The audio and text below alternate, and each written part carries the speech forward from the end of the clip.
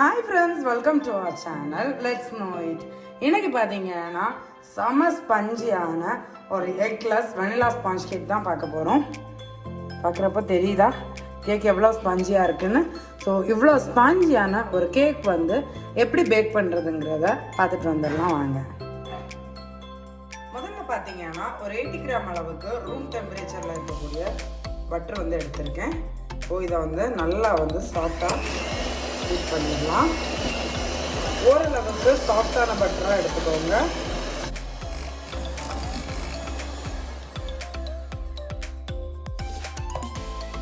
இந்த பட்டர் வந்து நல்லா சாஃப்டாக மிக்ஸ் பண்ணியாச்சு. இது கூட அரை கப் அளவுக்கு கண்டன்ஸ் மில்க் வந்து மெஷர் பண்ணி வச்சுருக்கேன். இந்த மாதிரி மெஷரிங் கப்பில் மெஷர் பண்ணி அரை கப் அளவுக்கு கண்டன்ஸ் மில்க் வந்து சேர்த்துக்கலாம். இதையும் இந்த பட்டர் கூட வந்து மிக்ஸ் பண்ண ஆரம்பிச்சிடலாம். ஒரு 2லேருந்து 3 நிமிஷம் நல்லா வந்து பீட் பண்ணிக்கலாம்.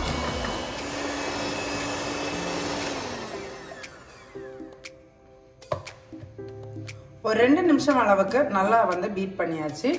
இது கூடவே 2லேருந்து 3 டேபிள் ஸ்பூன் வர்ற அளவுக்கு சுகர் வந்து சேர்த்துக்கலாம்.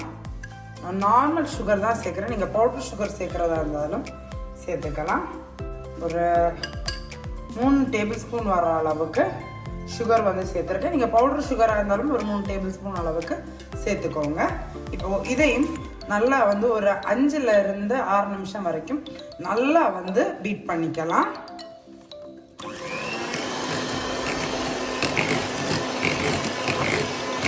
சுகர் எல்லாமே நல்லா வந்து டிசால்வ் ஆகணும். அண்ட் இன்னும் இது வந்து கூட கொஞ்சம் ஸ்மூத் அண்ட் ஃப்ளஃபியாக வரும். அது வரைக்கும் நல்லா பிளெண்ட் பண்ணி எடுத்துட்டு வந்துடுங்க. நல்லா வந்து ஸ்மூத்தாக மிக்ஸ் பண்ணி எடுத்தாச்சு. இது கூடவே 1.25 கப் அளவுக்கு ஆல் பர்பஸ் அதாவது மைதா வந்து சேர்த்துக்க போகிறோம்.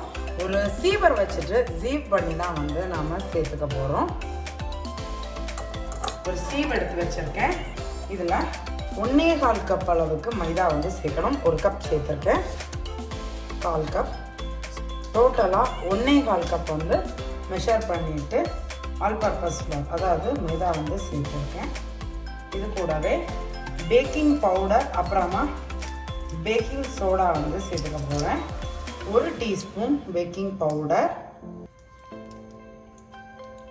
1/2 டீஸ்பூன் பேக்கிங் சோடா, 1/4 டீஸ்பூனுக்கும் கம்மியாகவே உப்பு சேர்த்துக்கோங்க.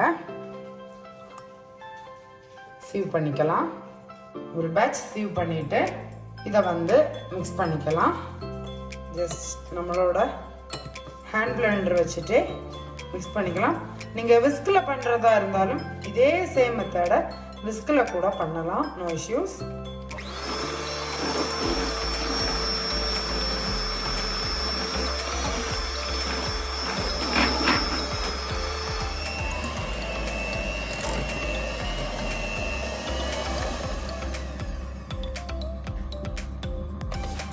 நல்லாவே மிக்ஸ் பண்ணி எடுத்துட்டேன். அதில் ஒரு திக்கான கேக் பேட்டராக வந்து இருக்குது. இந்த கேக் பேட்டரை நான் ஒரு பாத்திரத்தில் வந்து ட்ரான்ஸ்ஃபர் பண்ணிட போகிறேன். அதாவது ஒரு பேக்கிங் டின்னில் ட்ரான்ஸ்ஃபர் பண்ணிட போகிறேன். ஒரு பேக்கிங் ட்ரே எடுத்துகிட்டு இதில் பார்ச்மெண்ட் பேப்பர் லைன் பண்ணி வச்சுருக்கேன். நம்ம ரெடி பண்ணி வச்சுருக்கக்கூடிய இந்த கேக் பேட்டரை ஃபுல்லாகவுமே சேர்த்துடலாம். சேர்த்துட்டு லெவல் பண்ணி விட்டுக்கோங்க. என்டையர் பேட்டரையும் சேர்த்துக்கோங்க. ஒரு ஸ்பேச்சுலா யூஸ் பண்ணிவிட்டு சேர்த்துக்கோங்க. இந்த பேட்டர் பொறுத்தவரைக்கும் கொஞ்சம் திக்காக இருக்கிறது மாதிரி தான் இருக்கும். ஏன்னா இதில் நம்ம வந்து பட்டர் அப்புறமா கண்டன்ஸ் மில்க் எல்லாம் சேர்த்துருக்கோம் இல்லையா, அது எல்லாமே வந்து பேக் ஆகுறப்போ சூப்பராக உங்களுக்கு மெல்ட் ஆகி கொடுக்கும். சேர்த்துட்டு ஜஸ்ட்டு வந்து இந்த மாதிரி லெவல் பண்ணிக்கோங்க. பேனை சுற்றிலும் ஆயில் க்ரீஸ் பண்ணிவிட்டு உள்ள ஒரு பார்ச்மெண்ட் பேப்பரும் லைன் பண்ணியிருக்கேன். அது மேலேயும் லைட்டாக வந்து ஆயில் க்ரீஸ் பண்ணியிருக்கேன். ஸோ ஓவராக ட்ரை ஆகாது. பேட்டர் பொறுத்த வரைக்கும் இந்த மாதிரி லெவல் பண்ணி விட்டுக்கோங்க.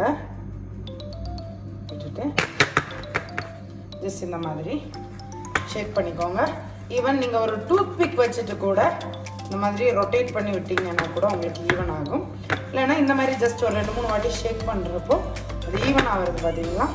ஜஸ்ட் ஒரு 2 or 3 டைம்ஸ் இந்த மாதிரி கொஞ்சம் விகரஸாக டேப் பண்ணிக்கோங்க. அப்போ தான் உள்ள இருக்கக்கூடிய ஏர் பபிள்ஸ் எல்லாம் ரிலீஸ் ஆகும். நான் பார்த்தீங்கன்னா ஓவன் ப்ரீ ஹீட் பண்ணிவிட்டேன். ஸோ 180 டிகிரியில் வச்சுட்டு ஒரு 35லேருந்து 40 மினிட்ஸ் வரைக்கும் டைம் எடுக்கும்.